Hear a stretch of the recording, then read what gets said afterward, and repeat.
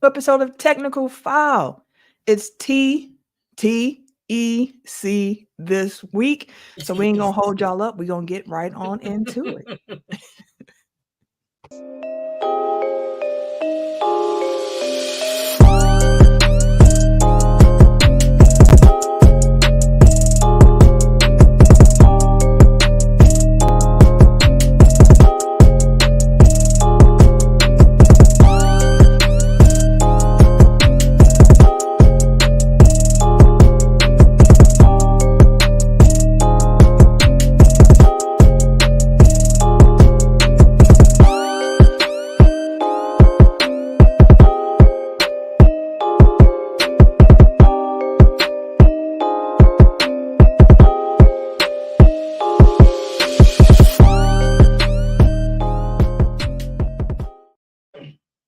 Welcome to episode 337 of Technical File, the sports podcast you never knew you needed. And it's your boy, TIMKINZ, the number 3, a.k.a. Ass Ketchum, a.k.a. Mr. Give It To Me. What up, though? I know y'all missed this. I know you missed this. You see this cheese? I know you missed it. I just fucked up. So I'm the Eric J, but I'm fixing something right now. So, and he only known as the Eric J. Yeah. I'm Camille, point guard of the crew, the real life Tifa Lockhart, the girl next door. You know, holding it down for all the women who love sports. Kay Harris, the gentleman, aka No Diddy, is not with us this week, but he's doing good, so he'll be back next week. All right, on the slate for y'all this week. Actually, I'm getting ahead of myself. Let me do some housekeeping first before I even get to the slate of the week. If you have not already, please make sure that you subscribe to Technical File Podcast on the YouTube. Like the video when you see it. Like up any Tech File videos you see. It's a free way to support the pod, and it helps us out a lot. All the likes and the comments on the streams, help increase the algorithm, put us in front of more people, and we need that. Also, wherever you can rate the podcast 5 stars, make sure y'all do that, whether you listen on Apple Podcasts, Spotify, whatever it is that you enjoy and you listen to Tech File on, make sure you give us a rating and review if that is possible. And above all else, share the show with a friend. Show us what that word of mouth do and tell somebody new about the joys of Tech File. Make them come quick. Whew, all right. Yeah, make them come quick to the pod. Make them come quick to the pod. I think I have fixed it, but I accidentally shared the StreamYard link instead of the YouTube link. So if we got some extra people jumping in the stream, that is why. My bad. But it should be fixed now. I was like, oh no. Just deny them. Just like remove from studio. Oh shit, we on the show, baby. Let's go. Not this week. But no, so on the slate for this week, we are actually going to be starting with pro wrestling. It is WrestleMania week. Man, listen, I am so excited for WrestleMania this weekend. So we're going to start with wrestling, go into NBA, and then end with quick hits. Not a full NFL segment this week. Just a little dibble and dabble into quick hits. So we ain't going to hold y'all up too much because I'm actually on a little time constraint if we record this. If you're in here live with us, the Bucks get ready to play in about 45 minutes. So I have about 40. So let's get into the wrestling for the week with the WrestleMania card preview. Pro wrestling is cool again, according to The Rock, and according to the ratings and the sellouts. Like, it really is. Like, I didn't realize my boss he's the AEW guy. So Kim probably would have had a ball talking. He was like, "But man, you've been watching wrestling? You see The Rock?" I'm like, the man is golden. Like, say what you will, say what you want. You cannot deny the most electrifying man in sports entertainment. Dude is just on a roll. And if you do, he might call you boy and whoop you. So that boy is something else. It hits me a certain way. It makes me feel uncomfortable, especially given that it's a black man saying it to a white man. It's like it still feels hella racist. Like every time he says it. And he put some sting behind it too. Every time he said he put a little boy, like little behind it. Like Rock, I know, but damn, people, like he definitely. I'm like, I feel a little uncomfortable, but the show must go on. So what we're going to do is we're going to preview the WrestleMania card. We are going to each pick 2 matches that we are most excited about. There are going to be no repeats here, if I'm understanding this correctly, right, fellas? So we're going to keep going through tech order. So Tim, Eric, and then myself, each picking 2 matches we're excited about. So in total, 6 matches we'll really highlight. And then we'll do quick hits on the rest of the card, just saying who we think will win each of these matchups. So Tim, what match are you most excited about for WrestleMania weekend? As a reminder, y'all, if you haven't been around wrestling in a long time, it's Saturday and Sunday on WrestleMania now. It's a 2-day event. It's been so for like the last 4 or 5 years, I want to say. 4, started in 2020, right? Yeah, last 4 years. So 2-day event, which thank you, because sitting there for 7 hours, 8 hours on a Sunday was it was a lot. And we got to go to work the next day. So that was man. All right. So one of my most anticipated matches for this weekend that I'm excited for is the 6-pack tag team challenge.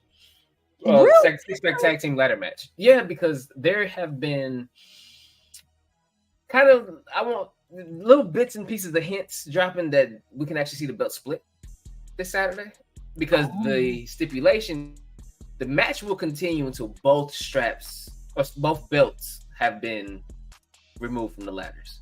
So regardless of whoever wins the Raw title, as long as the SmackDown title or vice versa is still hanging, that's the only time the match will actually end. With that being said, I'm like, y'all don't never say this shit before. Y'all never throw this stipulation out here before. But now all of a sudden, it's as long as when both titles come down, that's when the match will be over. So that I'm always is one for a title change. I'm always excited for title changes. Just for the sheer one, surprise, 2, okay, each belt honestly that's being defended this weekend have been held for a while now. And I like that. I have no problem with it. So the fact that it's a potential this could change that is always an exciting factor to me too. Like, depending on who grabs it, of course. So the teams that we have is DIY, Awesome Truth, The New Day. You said what? I said yes, it is. Grayson Waller, Austin Theory, and New Catch Republic, all going against, of course, Judgment Day. So I'm sitting there thinking, I'm like, okay, it's a couple teams that could probably win this, like one of the belts. Like if you had a team take one of the straps off of Judgment Day, say they just win one of them, say they keep one of their belts, what team would you prefer to take the other belt? And I'm like, okay, well, off of entertainment or longevity or just good champions, or you trying to use them to get boosted up. Like, there's several different factors. So the first one that came to mind would probably be, if they try to push them, Grayson Waller and Austin Theory, because of the fact that they had a brief little run in, they had a brief little story coming up with Kevin Owens and them, stuff like that. Or if you want to go with respectability with the championship, you go put it back on a New Day. They've been champs before. They understand what it takes to be champs. People love them still, even though they're not the same without Big E. They still have been champs. They have that aura. Or DIY. They've been kind of on a streak lately. They've been on a little bit of a roll. People have been wanting to see them with straps. You get the storyline with Tommaso Ciampa calling his belt Goldie. People used to love that character about him. Like, don't take my Goldie. Whatever. You can't have my belt. Whatever the case may be. Like, but they're also up and coming. Even though they've been around for a while, they have good work rate, things of that nature. So I'm like, the possibility of the belt changing depending on which team. I was like, I can see it. So you ain't say the team I think can actually grab some belts here. What are you talking about? New Republic? True. I don't want it. Miz and R-Truth are hot. Like, R-Truth has been just comedy. When that man was on commentary and he's getting ready to jump him and he said, "I'm not doing this tonight. I'm a commentator." Like, I was like, no, Truth, that ain't how this work. Really quick, shameless plug time. My brother did a great article on R-Truth and his rehab from some pretty gruesome leg injuries and infections and whatnot. So if you have a chance to read that, it is on Anscape. So yeah, check that out. But Tim, you had the number one pick. You win tag team champions. Right. hey, It's listen, very It- tempting. hey, listen, that one was on me. That's my bad. I apologize. I be selfless. That was a was devil selfless. egg level pick. Hey, it was selfless. I leave the good things for my friends to discuss. You don't have to do that, Yeah, but you don't Hey, go listen, first. but that's order just, of importance. me. That's just me. That's just how I am. You know, I figured It's just y'all would you. enjoy talking about another match more than this one. So I figured I'd take the match that y'all probably wouldn't want to talk about the most, and I, bring some fun to it. You know what I'm saying? We're trying to hook the audience, and you start Right. The audience, people Tim, they ain't pulling coming here out. for the six-pack tag. We Hey, are. listen, but y'all go. Hey, give y'all the hot tag. All right, Eric. Actually, who do you think is gonna win this? I said Awesome Truth. If they still call themselves that, I'm gonna just call them that. Yeah, I mean, like they're the only ones really with momentum. It feels like going into this match, to me personally. Like New Catch Republic is still kind of getting their feet under them. DIY has been like cold boogers on the plate like since they got called up. Theory and what's his face? Like they're fun. I like them, but like they don't seem to have any. They seem like jokes for the most part, and like not like a purposeful joke. They just seem like dudes that get beat up like that aren't a threat. Judgment Day may keep at least one of their belts, but I feel like, you know, spoiler alert, Damian Priest might leave Mania weekend with a different title. So I could see them using this as an opportunity to kind of, you know, unburden them. You know, like the Judgment Day into the next phase of whatever that group is, whether it's breaking up or, you know, Priest leveling up or whatever it is. Like I think that this will be kind of like their opportunity to start that story. So I don't foresee them keeping either of the belts, and that'll be a way for them to be aggrieved and, you know, move forward. I don't even remember who. Oh, New Day. Love those guys. They just kind of exist to me now. So yeah, like I don't know. Like it just seems like Awesome Truth is getting at least one of the belts, and then I could see like one of the younger teams from SmackDown being used to kind of like jumpstart that division. I'm gonna agree with. I don't have a problem with Awesome Truth. I don't. Do I want to them in champs? Not really. I mean, be real though. The tag team division ain't really been popping. Tag team like they need to give it some momentum. They need to give it a boost, which is why I'm cool with New Catch Republic. That's the boost you want. Like them two, as far as the young up and coming, like Eric was saying, like I mentioned before, like you have a young tag team who great tag team moves, great partners. They put on some really good matches. The ones that they've actually had, they was the closest to beating Judgment Day when they had their match against them overseas. Like they put on a show. So if you were talking about just a good product, young team that's coming up, you want to make sure that the division has some pretty good challenges or whatever like that, but it's not one of the more established champs. New Catch Republic, cool. If not, then like it's not that I don't want to see it. It's just I don't want to see it. But Awesome Truth, I can see it. New Catch Republic was going to be the other team. I said if they split, if Judgment Day walks out losing both tag team titles and they go to two different teams, I think Awesome Truth would be one and New Catch Republic would probably be the other one. I'm like, that's cool. I'm cool with it. All right, Eric, what match are you most excited about seeing over WrestleMania weekend? I mean, the real answer is the Uso Bowl, but because for the sake of the show, I kind of got to go with the main event, one of them. So let's go with the, you know what, maybe let's round it out with Cody and his story. So maybe the tag match. Let's hit the tag match first, which I am very interested in. Like we talked about over the last 2 weeks or so, The Rock is firing on all cylinders. Like he is like I called gaslighting Roman Reigns a story villain.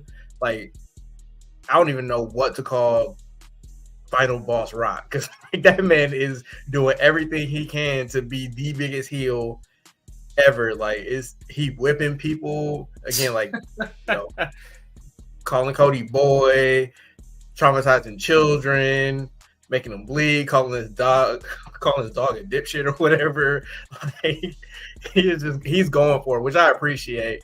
And like he's kind of pulling back in all of the different heel Rock characters that we've had over the course of his career. It's really interesting stuff to me personally. And I think that then sets up night 2, like whichever direction they go, whether it's, Bloodline wins and then all the odds are stacked against Cody, or Bloodline loses and then there's tension between Roman and Rock. Like, there's a lot of things that can come out of that match, and like for creative storytelling purposes, like it should be interesting. Cody's healthy. Not Cody, the other one. Seth is healthy. Like, we got to finally see him in a match after his knee injury. So, the work rate should be relatively high. Like, we'll see how much cardio Dwayne has been doing. But that's what I'm curious about. He has Big Ron to kind of carry the burden, although, again, like, he doesn't work that often. So we'll see what's up with those two. But yeah, no, like, it is, they keep billing it as the biggest tag team match in WrestleMania history. And I mean, aside from maybe WrestleMania 1, like, that probably is the case, because like there haven't been too many like storylines that have been tag team matches at Mania. That's a fact. So this is one of those matches that's really interesting to me about who wins and who loses, because I feel like, to add to Cody's story, him winning the title the next night, regardless of bloodline rules and overcoming all the obstacles, like, that could be something that happens. But I'm also like, okay, if they both lose, meaning Cody and Seth, night 1, would Seth also lose night 2? Like, I don't feel like, I'm thinking about not only Cody's booking, because everybody assumes Cody's going to be the one who finishes his story, so on and so forth. But like, what does that mean for Seth as well if they lose? Like, Seth can't lose 2 nights of WrestleMania, can he? So I think that he'll beat Drew, but I can see a cash in. See, cases like, is that 2 losses in a row or no? That is still 2 L's. At that point, it feels like that. Well, I mean, I'm saying like he beats Drew, because like Drew, the whole story with Drew is like he's being a hypocrite and talking about Seth is so distracted and he's not taking him seriously and blah blah blah. It's only about the title, but like all he's doing is trolling CM Punk for the last 3 months. So trolling the hell out of that, man. CM Punk is going to be involved in some way. Like, they've already set that up. So Punk cost him the title, or Punk cost Drew like that opportunity. Seth wins, and then Drew snaps or something, fucks Seth up, because again he's wrestled 2 times in the last 12 hours or whatever it is at that point, and then Priest cashes in. The cash in I think is going to happen is that Priest actually cashes in on Gunther and not cashes in the World Heavyweight Championship title. Because I keep thinking, how are they going to get the belt off of him at some point? Like, longest Intercontinental Champion reign, so on and so forth. Like, I could see a cash in being a thing that's like, this is how his reign actually ended. He goes through this bloodbath match with Sami Zayn, and then the cash in happens. But to rewind back to this tag match, I definitely have Bloodline winning. I'm also very, very curious to see how The Rock looks in this match. I just watched Undertaker Last Ride for the first time. I didn't watch that initially when it came out, because I was like, what? This keeps going on forever. But he was retiring for like 3 years. So, of course, it went on forever.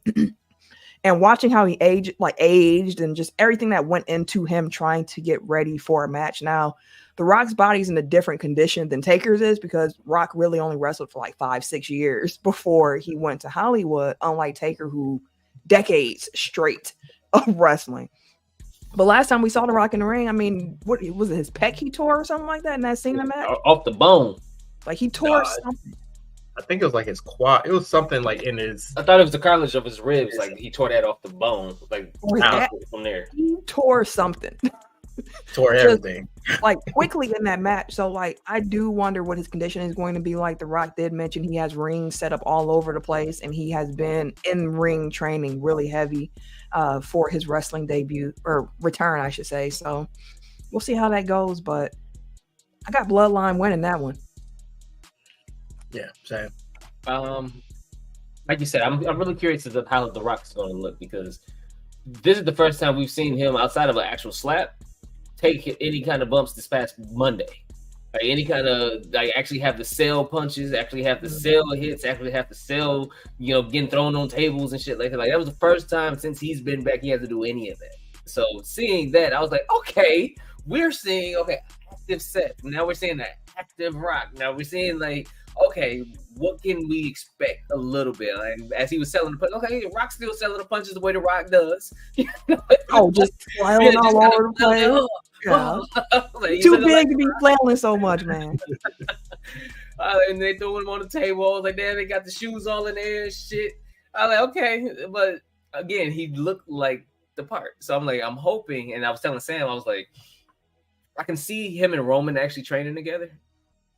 Probably having a setup or something like that where he has to get back in ring shape. So last time I think he was working on it, he was working with he's probably got some NXT dudes. I don't think Roman is feeling his free one time. of the NXT coaches that he was working with for a while to get back in the ring shape. And I think it was the same dude that John Cena was working with to get back in ring shape before too. So it's like there's a couple cats. Lance Storm, I think, was one of them. But like it's a couple cats that typically, hey, here's the get back in ring shape kind of guy. Older guys here, let's work with this guy kind of thing.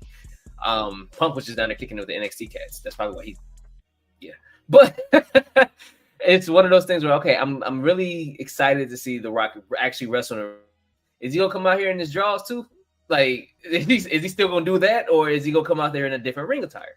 Because he just had the undies and that's it. So I don't know if he's evolved past just the undies now, or if he's gonna come out like, you know what I mean? Like it's a different Rock. I think we still gonna see undies and Rock still look like Rock. like undies, pads, and boots. That's what I was saying. I was like, is he just go to the undies and the boots and shit? Like, calling them undies, by the way. Why? I'm like, why are you? They gonna look like undies on his ass. Like, that's a big dude. Like, but I just thought that was one of the things. I was like, I'm curious if he'll change his ring attire too. Like, it was just different aspects. Like, I'm happy to see The Rock back in the ring. I'm curious as to how this will pan out. But one thing I will say. Oh, sorry. Go ahead. No, one thing I will say is that they have his entrance. They got that down pat now. That shit is cool. Like I said, he's just, I remember I was kind of critical like that first week that he came out with the Versace vest. Like it didn't quite. He ain't quite have it, but like now he got the whole package down now. So. And his little image thing changed damn near every week. Now with the silhouette of him and the John and shit, like, bro, where the fuck did he come from? I was like, okay. Every week is something new with this man, but it's cool. I feel like Hollywood helped him out. I feel like Hollywood helped him like really lean into like the acting and the character portrayal and things like that. Like he always had that in him. He had it. But I was like, but shit, he had the act in Hollywood for years. Like you can't. I feel like that helped him even better now as opposed to trying to relive what he was then.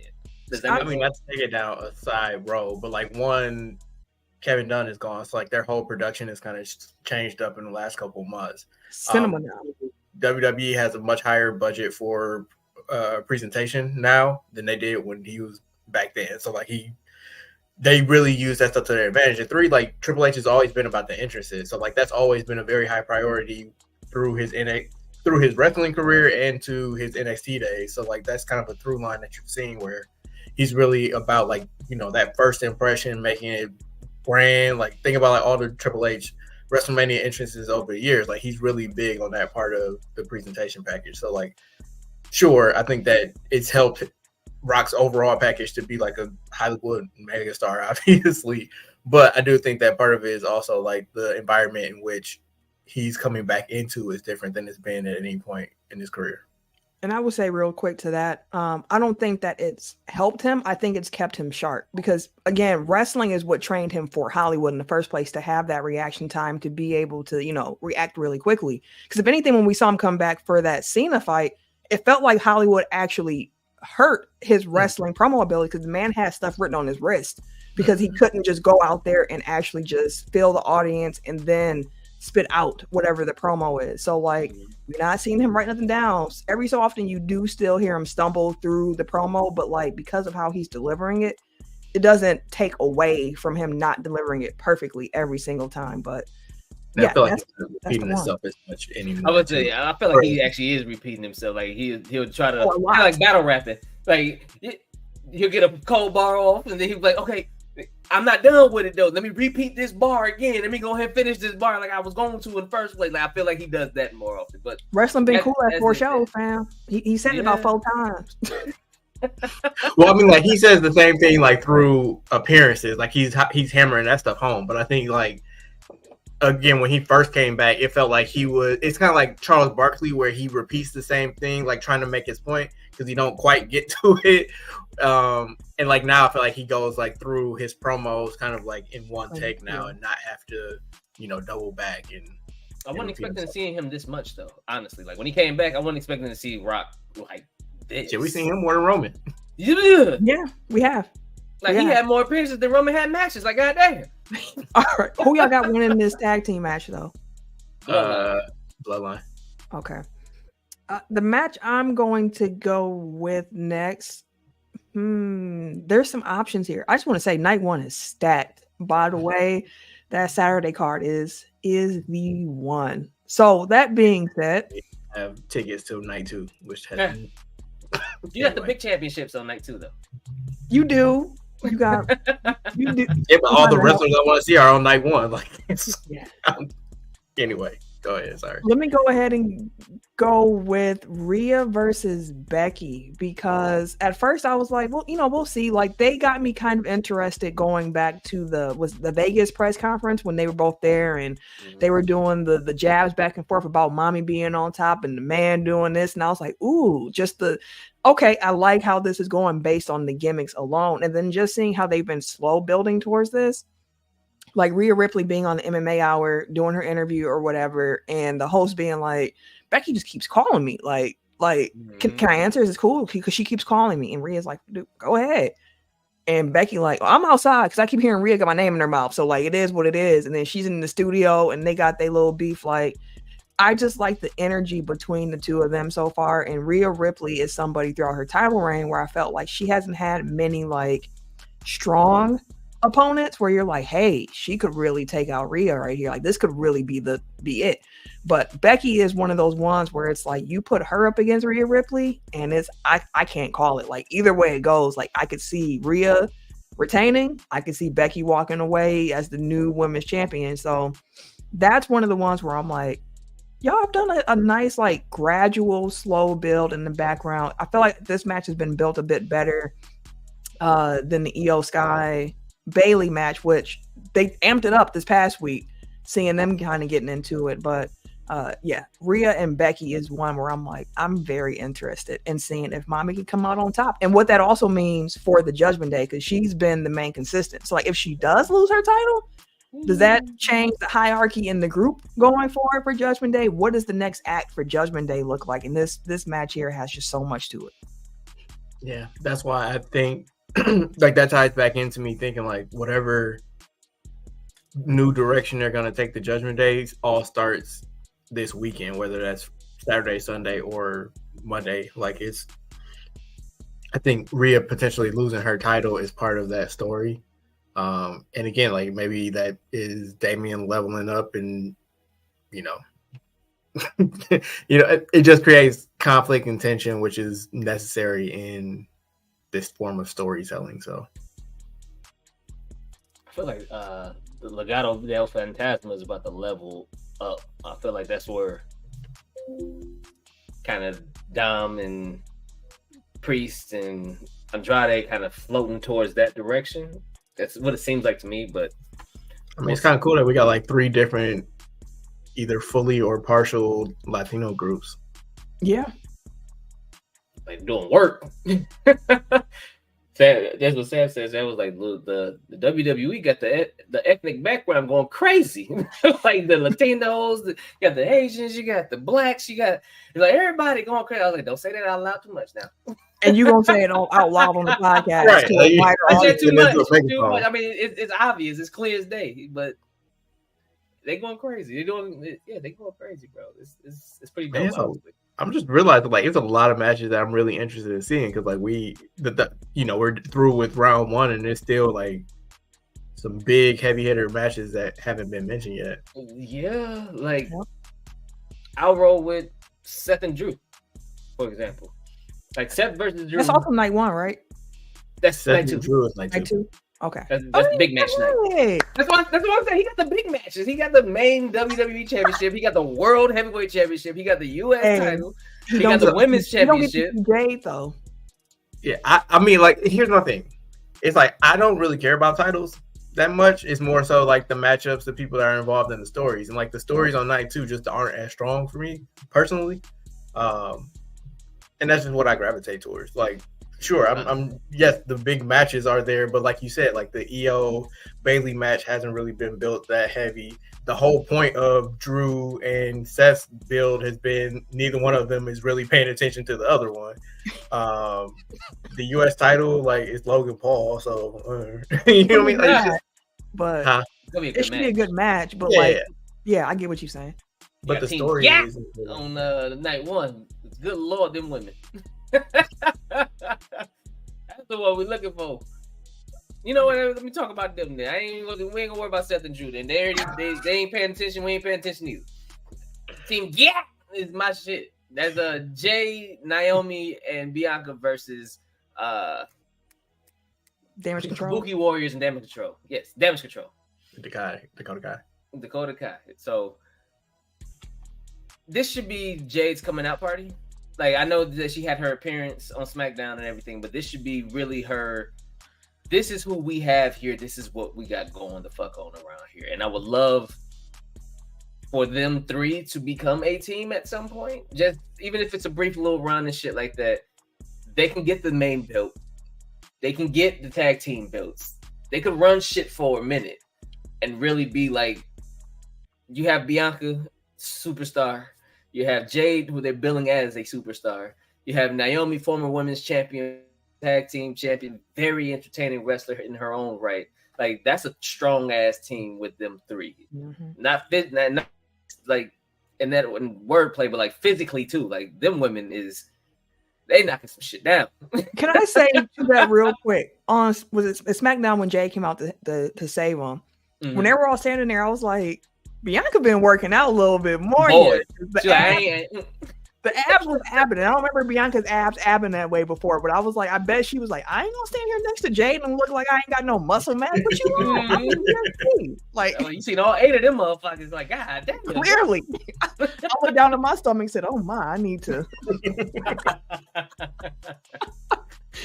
They gonna shame me into working out at this point. Them women are beautiful and they are strong as shit. So it's like one of those things where I would love to see that faction just kind of dominate for a minute, just because of the names, just because of the physiques, just because of the star power, just because of the actual in-ring ability and promo skills. Like, they can be very entertaining for a minute. Like, we didn't have the Damage Control and they've been cool.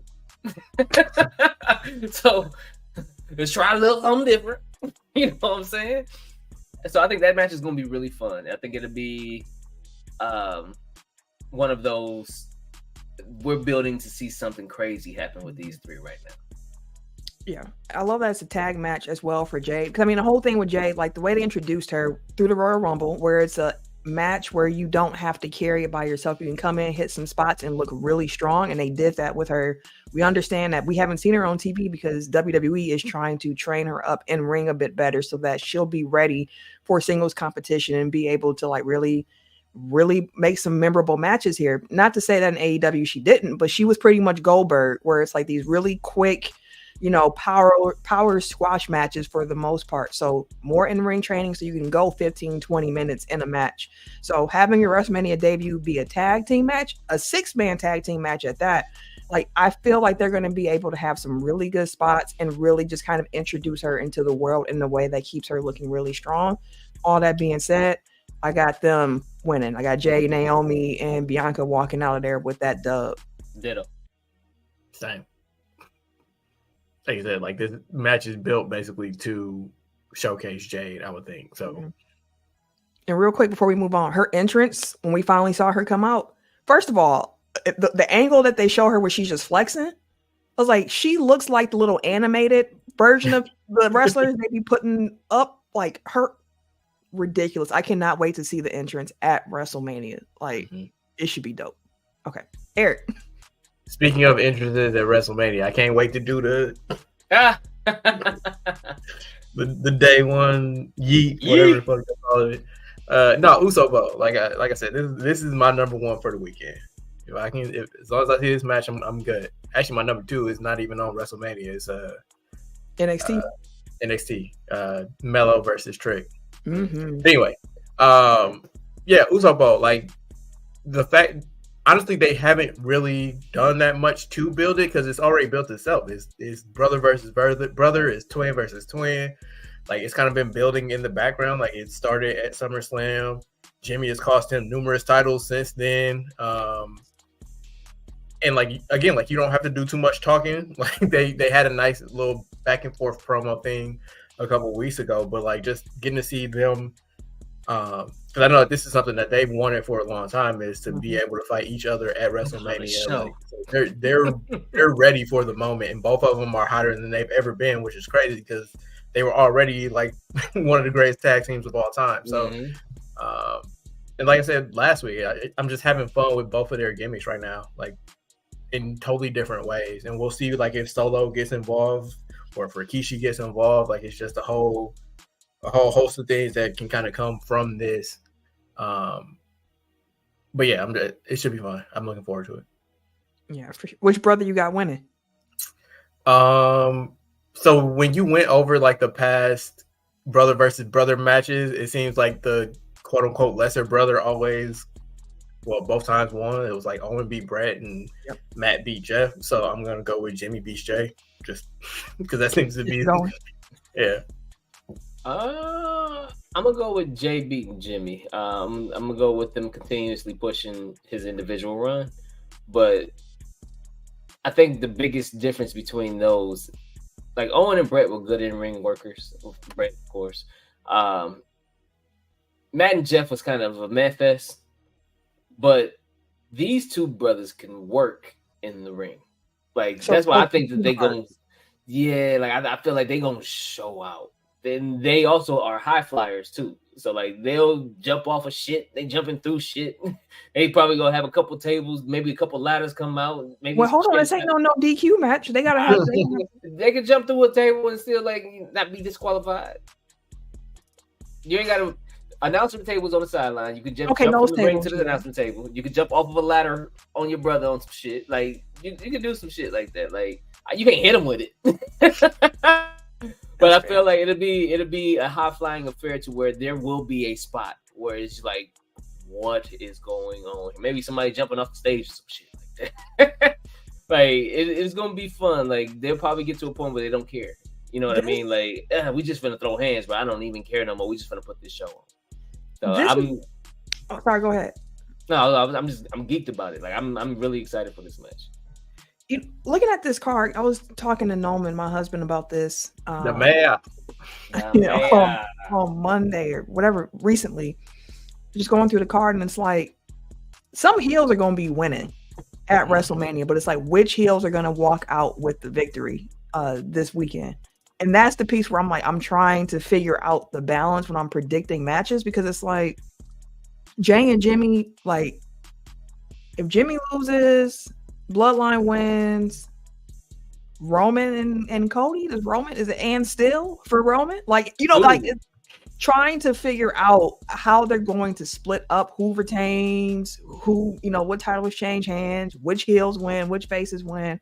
That's going to be really, really interesting to play out to me. Jimmy and Jay, I have no idea which way they're going to go. Like you said, history would say it's Jimmy, and for that, I think it might be Jay.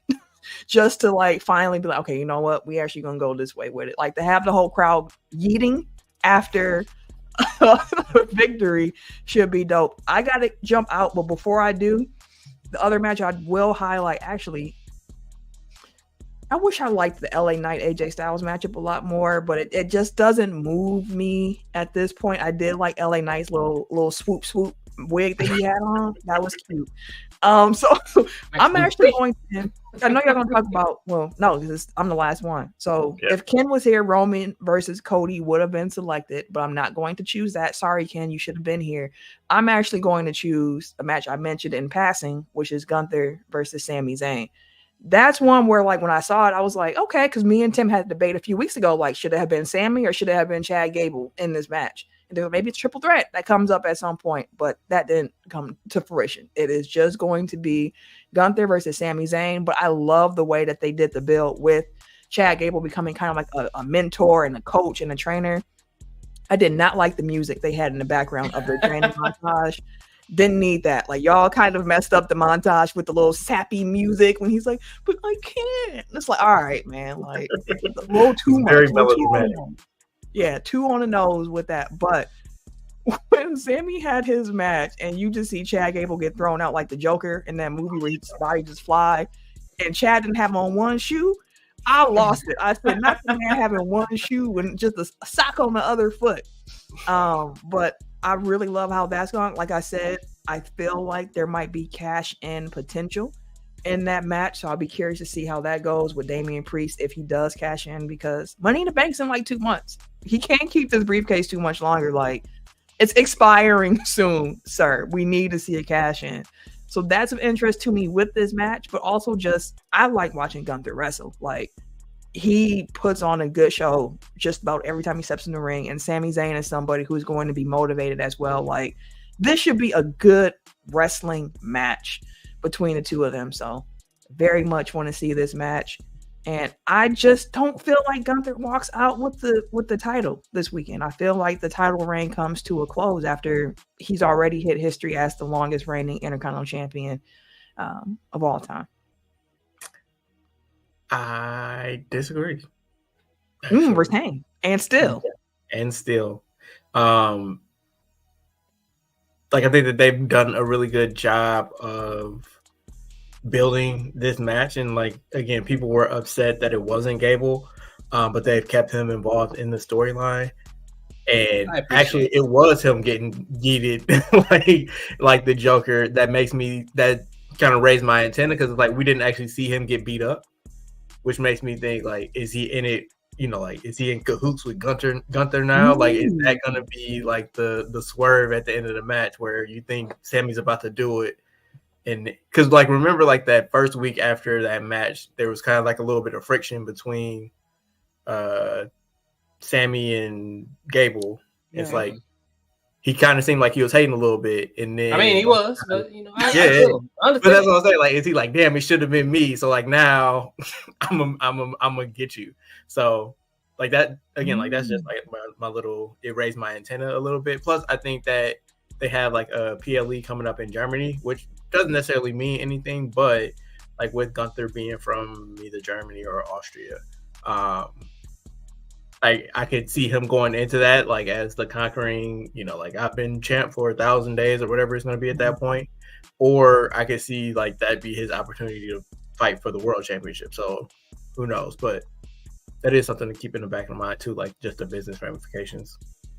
I'm excited for this match too. Like you said, it's gonna be 2 good in-ring workers. I've been a fan of Sammy's for a while. I've been a fan of Chad Gable's for a while. Like, I really wish it was Chad, but I get it. I understand. I don't, but I get it. Like, him staying involved in it. We even had a Jason Jordan sighting. I was like, oh, is that Jason Jordan he put on his shoulders? You mean Kurt Angle's son? Right, Kurt Angle's son with little Kurt. Like, okay, that's kind of dope that they both were involved in that, which me, again, that made me excited that I was like, will we get the original Alpha Academy back?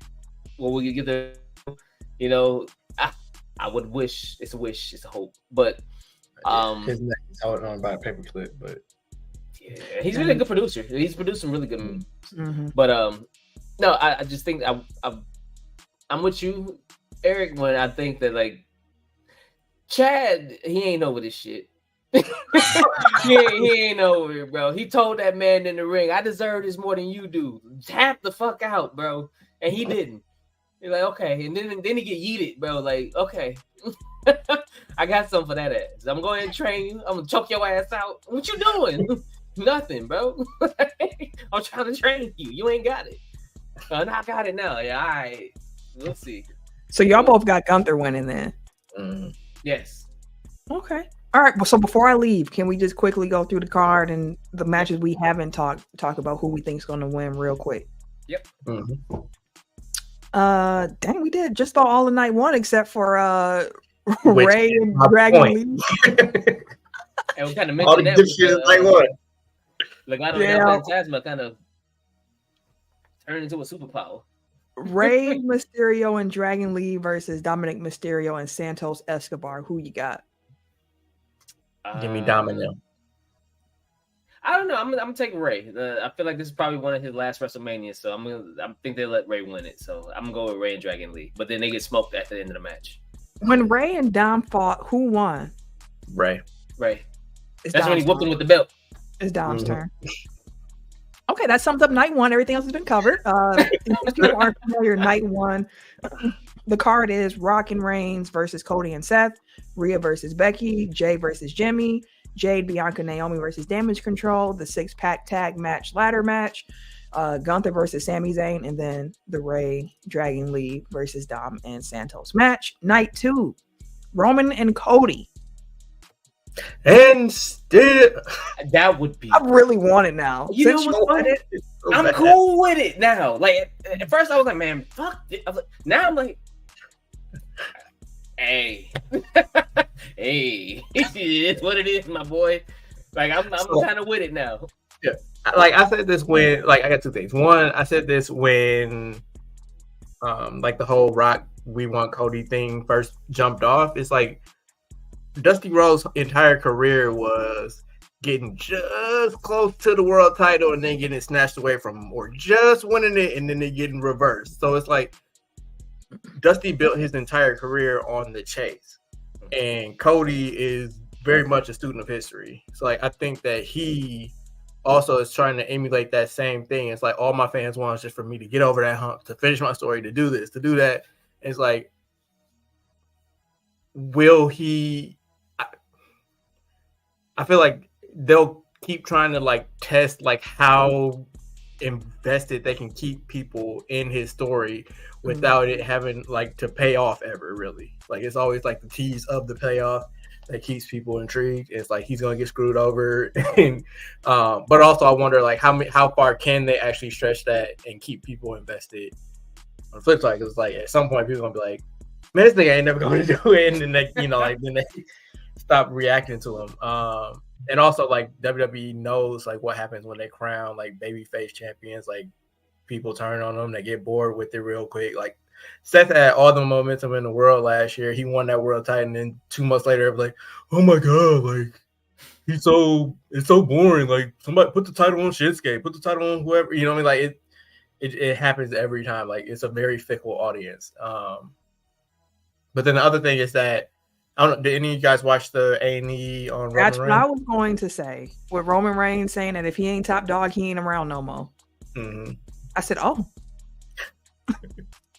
well, I hope you top dog for a little bit longer because I got some more things I want to see before you hang him up."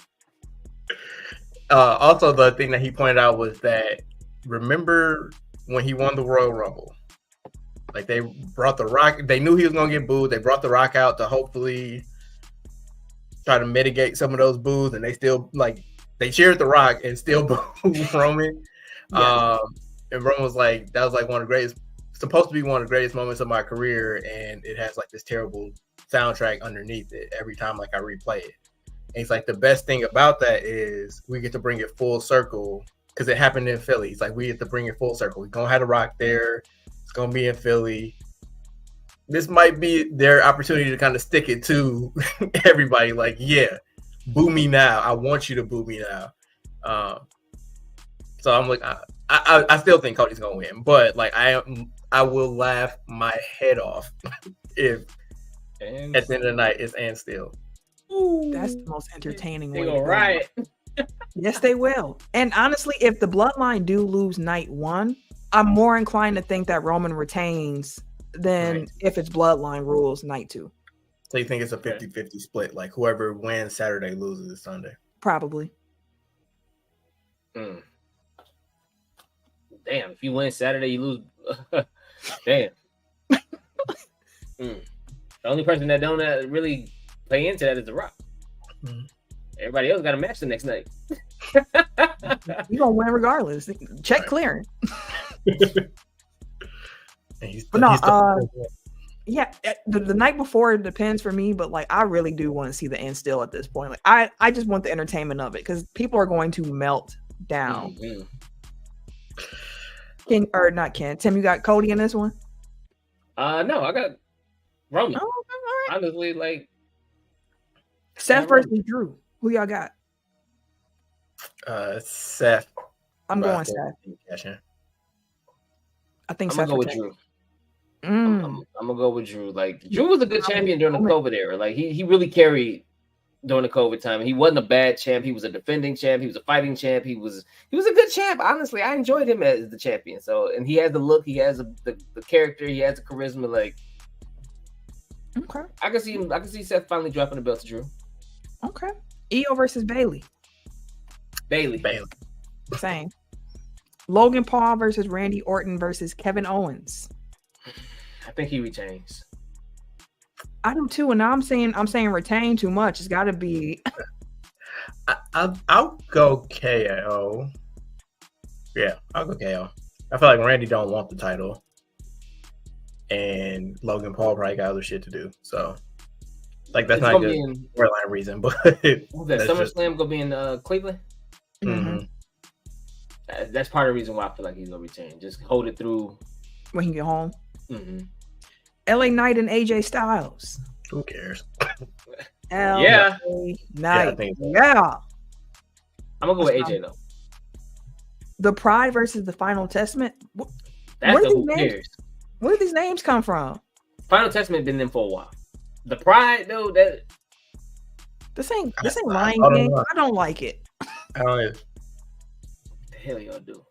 So, I don't. I feel bad for that group because it should work, but it's just like they don't have anything to do. It feels like they just keep running them up against like Authors of Pain, and don't really matter. I'm gonna go with the Pride. I don't want to pick them because I hate that name, but hey, black wrestlers. And they had a B-Fab too, like. I mean, yeah, I guess whatever. The Pride, just because Street Profits is the most. Like, I love the Street Profits. So, all right, guys, I'm going to bounce. Up next is going to be NBA and then the quick hit. So Tim and Eric are going to keep y'all laced and covered with that. And yeah, y'all keep it groovy. Have a good one. I appreciate you. Enjoy the Bucks. Hopefully they don't shit the bed again. If the Bucks lose, I just want y'all to pray for me. That's all I'm gonna say. If the Bucks lose tonight, y'all pray for me. It's gonna be a long ass pod. Y'all see who was out for the Grizzlies? Everybody. I mean, they probably put the same squad on the floor as last game. Dang near. Shit, half of them probably injured at this point. All right, y'all. All right, enjoy. Forgot to put my prize pick on this damn game. I'm going Grizzlies, shit. So part of my issue is that I be trying not to give. So when I do some of my prize picks, I be like, I don't want the other team to do this well, even though I know this player probably gonna get off. So I'm not gonna pick them to do well this game. For them to go and cook our shit. Corey Kispert, for example. Last time we played Washington, he got his shit off. So I was like, I didn't bet on him last night, but I thought about it. I was like, if I put some money on it, I was like, you know what? I'm gonna change the way I bet. I'm like, fuck it. I know these cats gonna get their shit off. If I would have bet last night, I was gonna bet Corey Kispert over points or over rebounds. Because last time he got his shit off against us. Shit like that.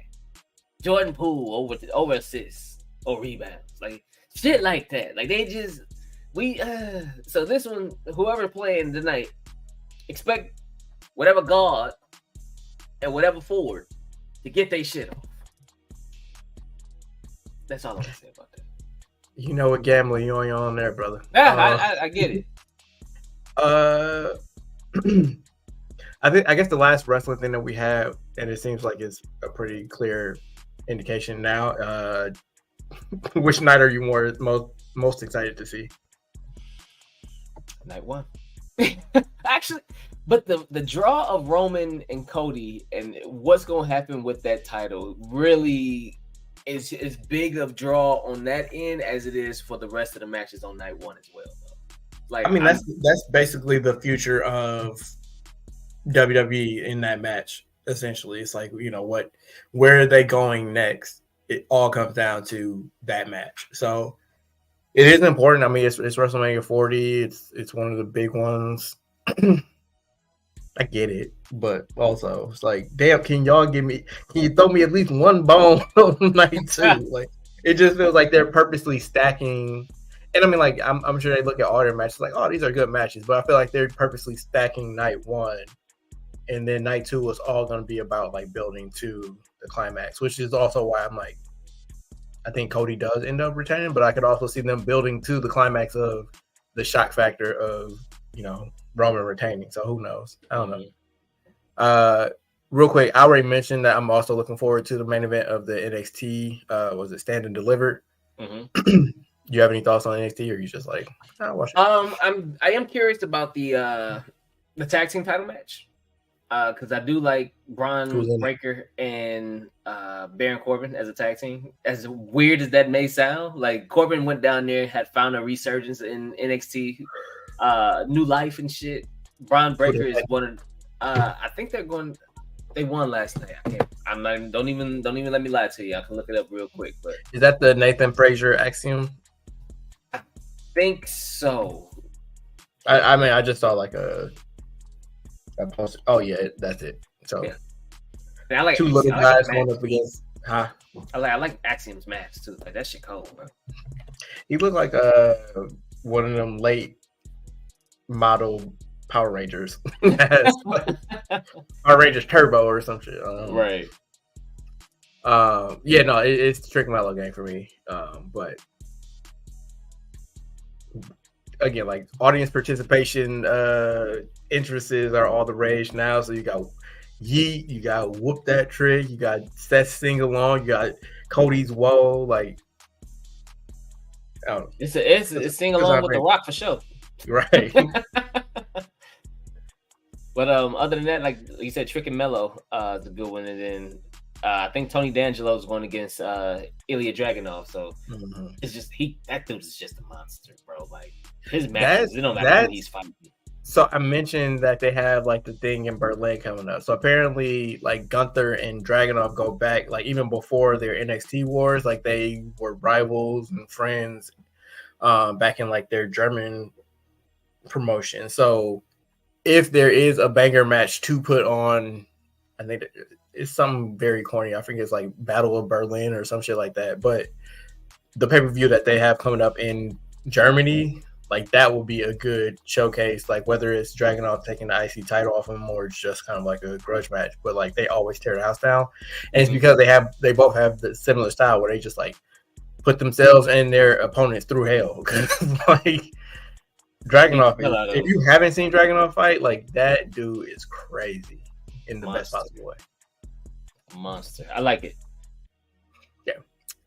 But yeah, we did an hour on wrestling, so I think we thoroughly covered it, and if not, we'll just get to it next week. In the aftermath, NBA, I will start it off. So as of this recording, the Bucks are, unless they keep losing, the Bucks are most likely to end up with the second seed. And they have 3 potential playoff opponents as it stands right now. So the 6th seed as of right now is the Pacers at 43 and 33. I shouldn't say as of now, as of yesterday, because we were supposed to record yesterday and it got pushed back. So some of these numbers might be off a little bit. But as of yesterday, Indiana was 43 and 33. Miami was a game and a half back in 7th place. And then Philly was an additional 2 games back in 8th. But Philly got Joel Embiid back last night. So I guess as a Bucks fan, Mr. Tim Kins 3, which of those 3 potential playoff matchups do you most want to see, and which one are you like, I'm good on that? I guess they kind of coincide a little bit, because I don't want to play a team that's going to make us run. So I definitely don't want to see Indiana or Miami. Teams that make us run up and down the damn floor is giving us issues all year. That ain't changed.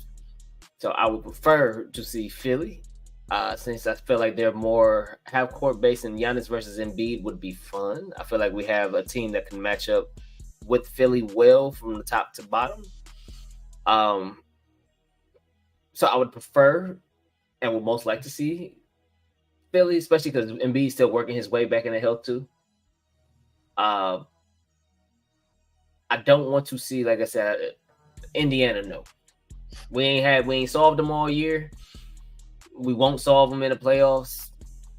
Yeah, they say the game is slowed down in the playoffs, but certain teams just make you run. Certain teams make you go. Then Jimmy Butler, I forgot who said it. Josh Hart. Josh Hart said Jimmy Butler spends the regular season doing GTA side missions and shit. And now that the regular season is over, he will focus on the main mission, which is the playoffs and the championship. Now the side season is over, he's ready for his run. I don't want to see Miami in the playoffs. Now, granted, the year that we won the chip, we ran them out the gym. Yes, sure. But 2 of the last 3 times we've seen these cats, they got us up out of there. So, same way I wanted to see Dallas, even though Dallas fans thought it was sweet for the Packers, because I knew what it was. I feel like Miami feels the same way when it comes to Milwaukee.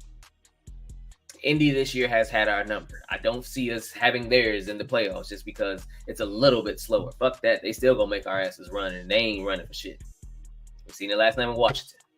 Young teams that make you run or make us run it has been an issue. So I would much rather see Philly. I hear you, but I think the team I would at least want to see, just on the off chance that he is healthy, is Philly. Because Embiid is by far the best player that they will be playing against, and they don't really have an answer for it. Like, they played him strong, but and you have the Tyrese Maxey factor too, where it's like the same things that you were saying about like getting out and running and having a dynamic guard that gets off. That's basically Maxey, and like, they don't have anybody to guard him. And factor in the Doc Rivers was their coach last year factor, where it may be some guys that didn't appreciate like their playing time, the playing style. They may have some grievances. Like, that's just an extra added motivation for them that I would rather not tempt. Fair enough. Actually, let me backtrack. Let me preface this by saying, like, I'm not ducking no smoke. So whoever we play, I'm it is what it is. Be like, bring them on. But I'm not that worried. Maybe famous last words. I'm not that worried about Indiana. One, they haven't been as strong post deadline. Like, Siakam is good, but I think that losing Buddy Hield has had more of an effect than they were anticipating. Tyrese Halliburton is banged up. Mathurin, I think, is out for the rest of the season. Yeah, he's done for the year. They're not the same team that beat the Bucks 4 out of 5 times. Also, as we saw with Washington last night, the Bucks have a tendency to really play down to their competition. So, like, if they weren't taking Indiana, why do I keep wanting to call them Indianapolis? If they keep taking the Pacers, if they kept taking the Pacers lightly, I can see how they kept busting their ass. At a certain point, like, you lock in, but it might have been too late. Like, now they'll theoretically have a chance to really prepare for them, know that that's who they're playing. And I would hope that motivation, hustle, like all these things that have kind of plagued them in games where they didn't really feel like playing, like all that stuff kind of goes by the wayside in the postseason.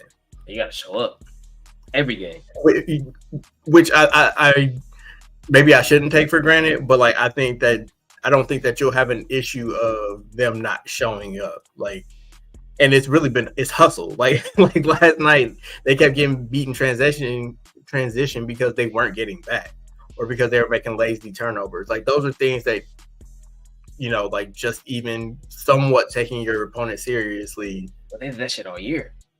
Yeah, but I mean, it's been against the teams where they're like, oh, we can just go out and bullshit and play. But like, it's the playoffs. You can't have that mindset at any point, really.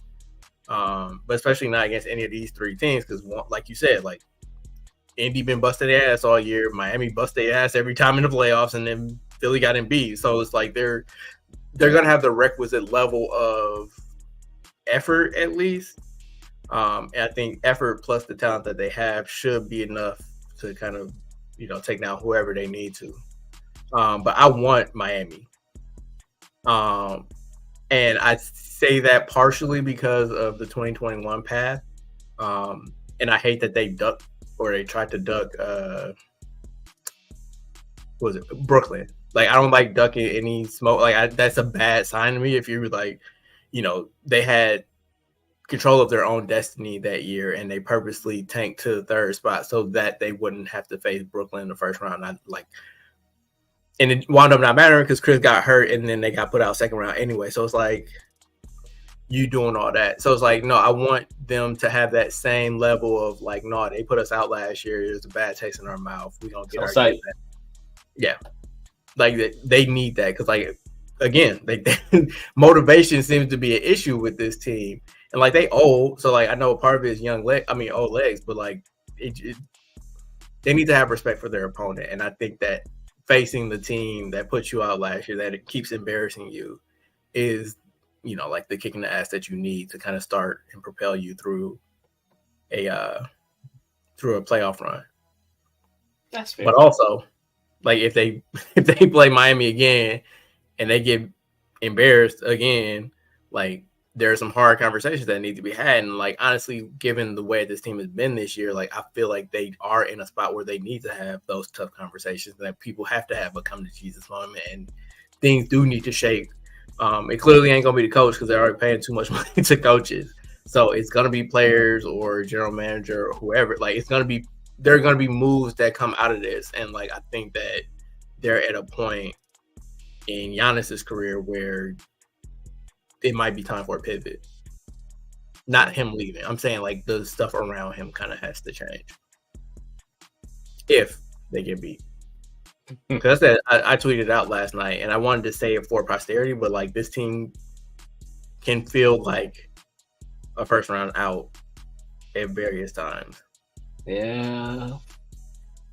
And I'll tell you this: I don't think any of those three teams that we've named, I don't think any of them fear the Bucks. And I would imagine that a couple of them are like, we want, like, of the options that they have in the top half of the Eastern brackets, like, we want Milwaukee. So, like, I hope that they feel the requisite amount of shame that comes with that. You know what I mean? Like, done it for them. Mm-hmm. It's like, they think you sweet. So, like, are you going to prove them right, or are you going to use that as motivation to finally play like the team that you were put together to be? Right. Well, that's so. You can't tell from my tone. I'm kind of. I'm good. You kind of half believe in it. I'm teetering. I'm not quite through. But hey, these last couple of weeks have been. It's such a roller coaster because. Yeah. We'll see how the night go too, because it depends on how they do tonight. Like, if they lose tonight, bro, like, one, that number 2 spot is already gonna be in question. But 2, speaking of the bottom 3 teams in Philly, since Embiid is back, they're literally only like 3 games behind the number 3 or 4 spot. So, like, Philly may not even be there by the end of the season. Philly could, in essence, finish the season out. They could probably win out because, like, 8 games left. So yeah, like 7 or 8 games. Yeah. So it's like they could, in essence, win enough games to where they jump back into the, like, between. I was just looking at it between the third seed and go ahead. I was gonna say Knicks and Magic are tied for 4th at 44 and 31, and the Sixers are 3.5 games back from there. Like I said, like 3.5 games is a lot to try to make up in less than 10 games. Like, it's going to be tough for them to get up that high. Meanwhile, even if on a 3-game losing streak, though, like it's possible that one of those teams could hit. Milwaukee shit is on damn near 2-game losing streak. Like, what the fuck? Oh no, 1-game losing streak, but we 5-5 in the last 10. So it's like 7 games is more than enough when it's 3 games to where, and most of the teams are within a game and a half with you, for that seeding to change drastically in this last week. But it's more so like the fact that there are so many teams in between. So like you would need everybody to kind of lose out, which I'm sure some of them are playing each other. So like that's probably a impossibility. But you would need like all those teams to lose out, and Philly will have to win out for that to even be in the play. So it's tough to jump 4 teams in 7 games, regardless of how close you are in the standings, just because everybody else is winning and losing too. It's gonna be a fun end to the season, that is for sure. But I feel like with Embiid coming back, Philly does become, like, before he left, was it 3rd seed?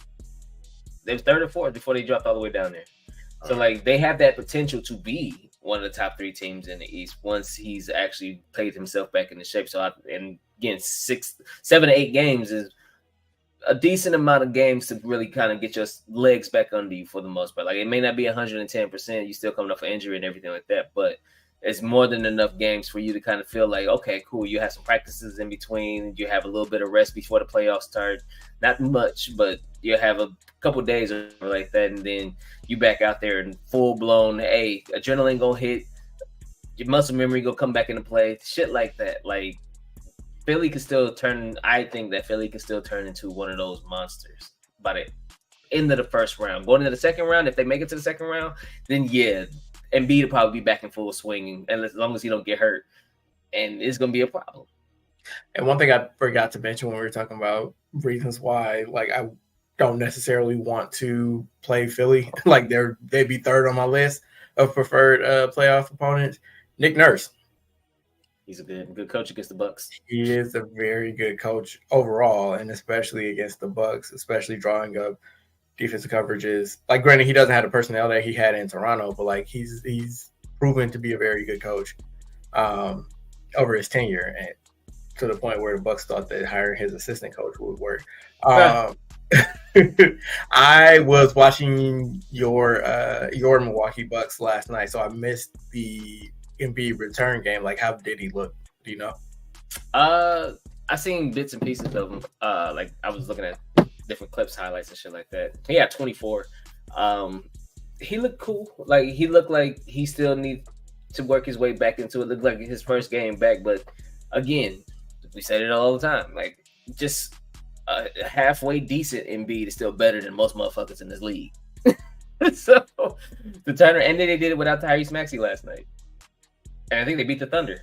So like, even a subpar Embiid is still better than most of you motherfuckers. So it's like getting him back into actual game shape is gonna be they're gonna be a problem. That's the only reason why I really I don't mind playing Philly, but at the same time, I don't think they're gonna be there by the time the season is up. I think they'll be a little higher and out of our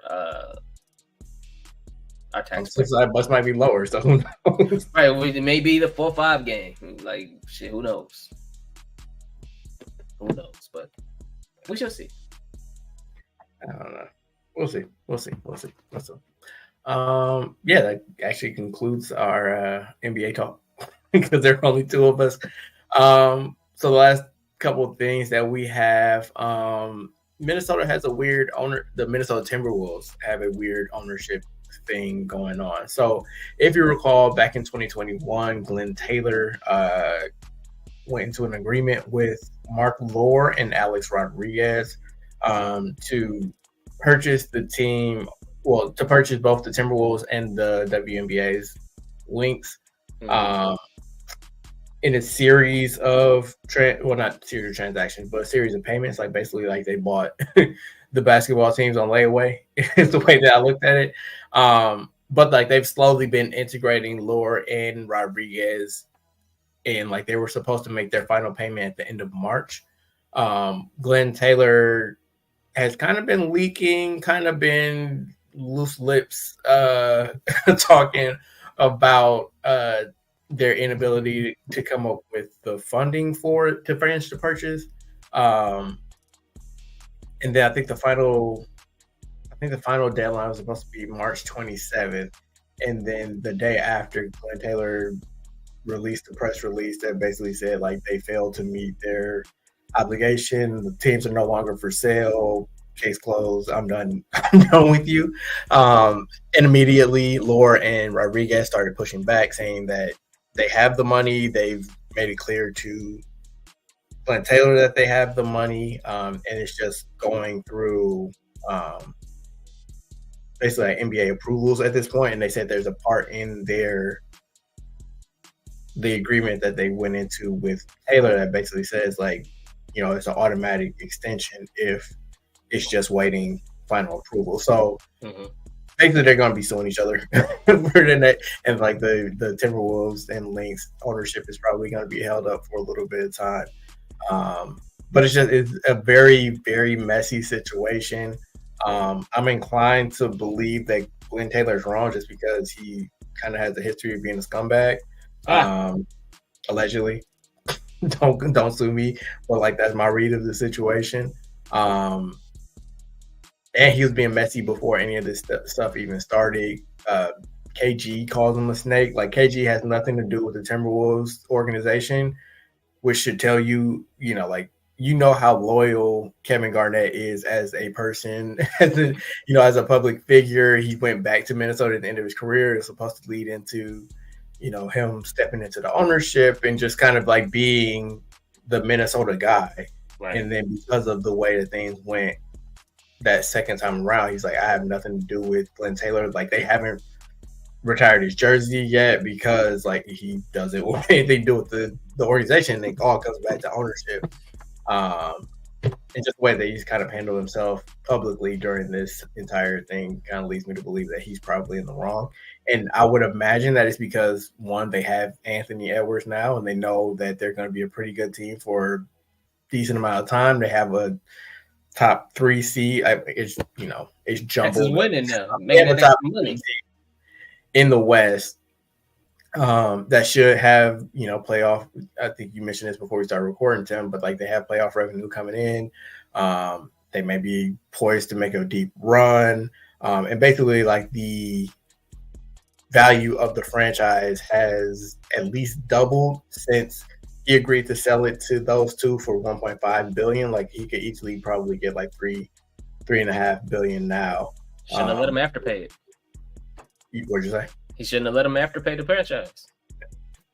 Within one pop, you going, bro? Well, like one thing that I read, and the Athletic has a really good write-up about like everything that's kind of gone into and like how we got to this point. But they're basically saying that a lot of people have approached the Timberwolves like before he agreed to sell to A-Rod and Mark Lore. Like a lot of people over the years had expressed interest in buying the Timberwolves, including Matt Ishbia and someone else that has recently bought into an NBA franchise. But like they're basically saying like he always came with like a bunch of stipulations that he wasn't quite ready to sell. So like anybody that came to him about like buying the Wolves from him, it would have come with this kind of prolonged buying period where like they slowly take over as majority owner over a course of some years, and like a lot of people didn't even want to deal with it. So like it he did it that way on purpose. Like that was actually by design by him. It wasn't because like A-Rod and them didn't have the money at the time, because I think that from my understanding, Lore could probably just buy the Wolves now. Like he could complete he could complete the transaction with only his own money. Like he didn't need A-Rod for it. He just wanted him so that he could kind of keep. Again, this is all rich dude shit that like is way outside of my tax bracket. But like I'm kind of been reading up, and it's just very it's palace intrigue. It's very interesting to me. Like it's rich nigga beef, which is not I don't have a stake in that fight, but I don't know. I would say read up. It's interesting to me at least. Yeah, we'll see. No. All broke, right, baby, ain't got nothing to do with it. Thanks. We did have a trade in the NFL this morning. Kind of came out of nowhere, but ish. Yeah, I was gonna say it's kind of been building for a while. Stephon Diggs was traded to the Houston Texans. The Bills received a 2025 second round pick in return. They also sent back some picks to Houston, like some late round picks in this year's draft, and I think one next year to kind of balance the scales. But the primary parts are Stephon Diggs to Houston, second round pick next year to Buffalo. I did see that Buffalo incurred a $31 million cap hit for Stephon Diggs. Like basically, they're paying him more. Well, yeah,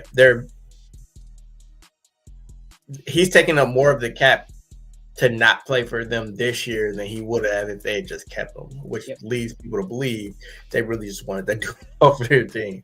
He just had a tweet or something like that, I think yesterday, about his impact on Josh Allen since he's been there.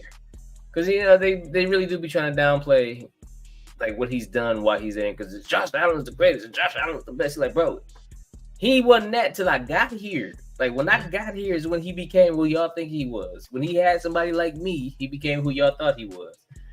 And him and his brother randomly take up for him too. So yeah, it is what it is. That's the end of that franchise there. But with Diggs going to Houston, you have Diggs, you have Tank Dell, you have Nico Collins as the wide receivers. Then you have Joe Mixon and Dalton Schultz as other offensive weapons. They got a pretty decent offensive line with CJ. Boy, I know. Yeek. Like, and he going to be in his second year, better understanding of the NFL, better understanding of the offense. With a true number one wide receiver. Like, you had Tank. Tank was a rookie. You had Nico. Nico was his first year, like, with that type of jump. I think it's the second year in the league or something like that. Second or third year. So, one of those, like, yeah, I got some guys, but I got a number one now. And those two will probably be coming up right behind him. Like, they have and Dalton Schultz, the boy. With Joe Mixon, boy, they got an offense there. Like, Houston going to be fun. That's all I got for them. Jennifer, I ain't getting that. It's just somebody. I don't have the list, so I apologize for bringing this up. But somebody posted a list of the wide receivers that Buffalo has now. And it's like we're gonna find out if like how much of Josh Allen's production came from the receivers that he had, and how much is just on his natural ability because he does not have. Curtis Samuel is his new number one, former Washington wide receiver. So we'll see. Yeah, we'll see. Last thing that we will talk about this week are the men's and women's NCAA tournaments. Both are now down to their final fours. We can get the undercard out the way first. On the men's side, we have UConn, North Carolina State, Purdue, and Alabama. Really quick shout out to the Tourney Challenge, ESPN Tourney Challenge leaders in our group. Camille's in first, Deegan is in second, and Shrug Emoji is in third. Got some names on this motherfucker. You got any thoughts on the men's side? UConn is the overwhelming favorite, I feel like, to win the title, but you do still have Zach Edey and Purdue, NC State, and DJ Burns are becoming the Cinderella story. 11 seed, I believe, and then Alabama, whose coach is from Wisconsin. So fun fact. What you got? Any takeaways from that? It's going to be because I think they play Purdue next, NC State, right? I believe so. So the thing with NC State is that they've went against the higher seeds for one. Mm-hmm. Two, DJ Burns have come across legit big men throughout this run. Like both the DJs, nice. DJ Burns have become like the highlight of the NC State men's team. And I was talking to one of my coworkers. I was like, you can't take away from the fact that every team that they played has been really good teams. They've been, at least throughout the season, he's been doing his thing. Like they try to, okay, we're going to keep him out the post. Or try to keep him out the post. He's been getting his pass. Like, boy, man, he can pass like a motherfucker. Like, goodness gracious. They kind of treat him like they give him the Jokic treatment where they start him at the key. They put the ball in his hands and he either going to back you down to the free throw line and make a crazy ass pass, or he going to go get you where he wants you in the post, throw that another hook, He throw that little floater, hit you with a drop step, get you a little nice little spin move. Like, I fuck with DJ Burns. Always. So if he can do that against Zach Edey, we always have a Cinderella story, whether that's a team or a player. Last time the most recent comparison I made was, or most recent, but the comparison I made to his run was Big Baby Davis. Because in that tournament, Big Baby was hooping. Big Baby was hooping to the point where Cats really was like, oh, he might be something in this league. But then now he's become a cautionary tale. You have cats like that who can hoop, who's balling, make a nice tournament run. How much of that do you feel like translates to the NBA, though? He's playing against other guys regularly in the NBA that has a little more athleticism, has a little bit more height, has a little more strength, things of that nature. Because a lot of granted, they're good centers. A lot of these cats are sticks. He's just kind of moving them. So now that's why I said if you do that against Edey, Edey's a big boy. Edey's a good defensive player, great rebounder. Like, we'll see what happens. Edey get this shit off against Edey, like, okay, then you make me you truly make me a believer. Like, I'm already a believer in him that you can probably get somebody gonna draft you. Somebody will get him in the second round. Somebody will give him a summer league, something like that. But the stick, like, what he does against Edey. If he does the thing against Edey, then you got me. Somebody might use a late first round pick on him. Like, hey, no, we'll see what the fuck we got going on here.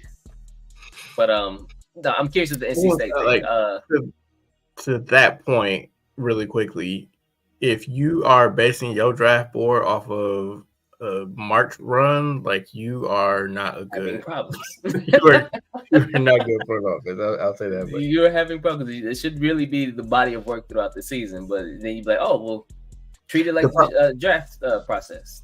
The problem is that owners only paying attention to the tournament, so then they're like, "Oh, go get me that dude," and then it's happened before. Anyway, I think I still got UConn as my favorite. I do have them going all the way. Edey has been very impressive. I try to divorce the tournament from, what are they going to do at the next level? It's just like, just enjoy the now. It doesn't really, it matters in the grand scheme of things, but it doesn't matter for my enjoyment of the game, the tournaments. It's just more so like the competition and everything. So, like, I don't want to look at, he ain't going to do it in the league. Like, it don't matter if he's going to do it in the league. He's dominating the dudes that he's playing against now. So, props to him. But UConn has a big that is damn near just as big as him. So, like, I would like to see that matchup. Although I was impressed by Alabama. I forgot who they beat in the Elite Eight because I was watching the end of that game. But, like, they got some dudes, and Sears is nice. He's little, but he's nice. Again, I call it the men's side the undercard because the main event is definitely in the women's tournament. Shout out to Iowa and LSU. They beat their own record for the most watched women's tournament game in history. Last year in the national championship game, I think they did like 9.9 million. And they blew that out the water on Monday. Over 12 million people watched that game. And they watched Iowa defeat the defending champion LSU Tigers. So the women's Final Four is, again, UConn, again, NC State, and you have South Carolina and Iowa. So shout out to UConn and North Carolina State. Both their teams are in the Final Fours of their respective tournaments. But, for I give Caitlin Clark all her props, but goddamn, South Carolina is impressive. South Carolina is the best team to me.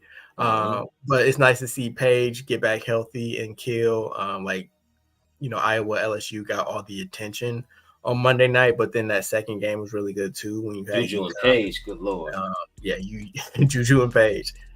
So women's basketball is in a really good position right now. They're definitely on the uptick, whether that's in college or in the pros. The W is just getting better and better every year. And they're gonna have more talent coming in next year, more talent the year after that, and then Juju and her class are going to be up shortly after that. So it's a really good time in women's hoops. But yeah, Dawn Staley in South Carolina, man, that's a machine right there. And like I don't think they've even been remotely challenged in this entire tournament. They just running through everybody, bro. They still undefeated, ain't they? Mm-hmm. They just running through everybody, bro. It should be a good Final Four, like for sure. The LSU Iowa game was the box office for sure. Mm-hmm. The UConn USC, like those two games, like either one of them could have been a championship game. Mm-hmm. They just put fucking bracket makers. They knew what they was doing. But it should be fun. Like the final should be fun. I got and you got UConn, you got South Carolina, you got North Carolina State and Iowa, right? Mm-hmm. So it should be fun. Quick shout out to our women's tourney challenge leaders. It's you twice, Tim, and then the one that won is in third. So you got a 2/3 chance of winning. Just me and myself, you know what I'm saying? Basically, get myself, see who win. What is it? TI versus TIM? Correct. Gotta get the face. You still got South Carolina winning? One of them, I got South Carolina winning. I mean, now that we've seen the tournament, like, do you still think that South Carolina? Yeah. Okay. Yeah, like I just want somebody to give them a game. I will say. And let me check the bracket just to make sure that I'm on the correct side, although I'm pretty sure I am. If we get Iowa and South Carolina in the final, boy, that is going to be like that. I think that might blow LSU Iowa. You said what now? Yeah. I said, and if Caitlin wins that one, like that's it. She got everything she needed. She's looking for. Or shit, hey, her versus if they on the opposite sides, her versus McBuckets. Well, I think that's the next game, man. Bro, you called the entire Final Four. I'm looking at your bracket right now. Your Final Four: South Carolina, NC State, Iowa, UConn. Yeah, bro. Like, we'll see what happens. Anyways. Yeah, so it is South Carolina, NC State, and then Iowa versus UConn. So like Iowa, so we get Paige versus Caitlin, which here for it, and then potentially we get one of those two against South Carolina in the championship game. And like I said, if it's Caitlin and Iowa against South Carolina, like I think it's gonna be that one, and it's 2:00 on Sunday, I believe, is the start time. So. I'll have to try to get to a TV before we head out for Mania, but that motherfucking bracket is at 93%, bro. Yeah. That's the one thing you didn't gamble on. Look at you. Right. Put that motherfucker in the ESPN joints and shit. Like it's in there, but the other ones. Yeah, man. But yeah, good time for women's hoops. I would implore all of you guys that are listening to the sound of my voice right now to please check it out. It's really good hoops. The drama is high, the execution is high. Like Caitlin is a show in and of herself. Like I said, South Carolina, I've been calling Dawn and her teams bullies for like the last 3-4 years because that's what they do. They just come in, whoop your ass, and leave. And then you know, Gino is still there. UConn, Paige is still a monster. And like I said, coming back from numerous injuries. So yeah, there's a lot of intrigue and it's fun. It's March. Well, technically it's April now, but it's March Madness. It's the best time of the year for hoops. So with that, we will get up out of here. We still did 90 minutes. Look at us. Right. Who'd have thought? All right. We out of here, bro. Yeah, I'm not Camille, so I don't have any, words of wisdom to get us up out of here. It's just, show us what that word of mouth do. Share the show. Send us some money. I'm not above begging. But you can follow me on Twitter at Bucksburn. That's it. That's all you get. Camille and Ken, they on social media somewhere. They say it every week. You can go back to an old episode if you want to know what their handles are. And it's your boy TIMKINZ, the number 3, aka Ask Ketchum, aka Mr. Give It To Me. We out of here. Peace out.